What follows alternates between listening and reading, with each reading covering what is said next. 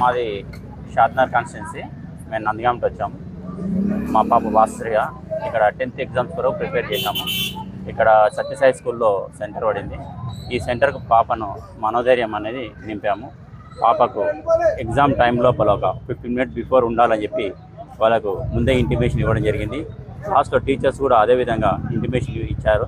ఆ ఇంటిమేషన్ ప్రకారమే వాళ్ళను 15 minutes బిఫోరే ఇక్కడ ఎగ్జామ్ సెంటర్ తీసుకొచ్చి ఉంచడం జరిగింది.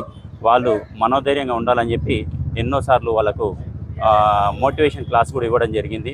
స్కూల్లో కూడా మోటివేషన్ క్లాసెస్ ఇచ్చారు. ఇంకోటి వాళ్ళు మనోధైర్యం ఎంత మంచిగా ఉంటే వాళ్ళు ఆ విధంగా ధైర్యంగా ఎగ్జామ్ రాయగలుగుతారు.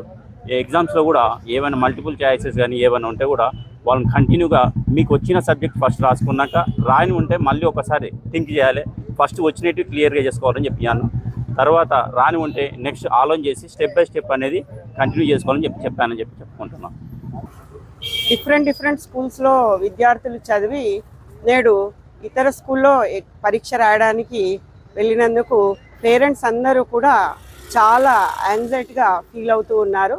ఎందుకంటే ఒక పాఠశాలలో చదివినప్పుడు ఆ పాఠశాల ప్రిన్సిపల్తో, ఆ పాఠశాల వివిధ సిబ్బందితో వారికి అనుబంధం అనేది ఉంటుంది.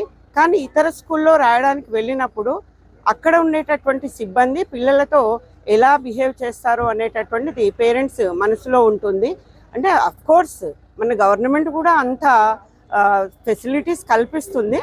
బట్ దాంట్లో ఏంటంటే ఫెసిలిటీస్తో పాటు ఇప్పుడు పిల్లలకు కొన్ని నిబంధనలు అనేవి పెట్టారు. ఆ నిబంధనల్లో ఒక నిమిషం సడలింపు అనేది నిజంగా చాలా అది హర్షించదగినటువంటి విషయము.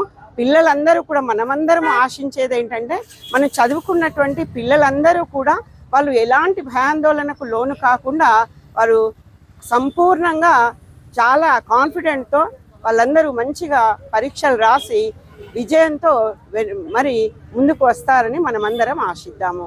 All the best to all 10th class children.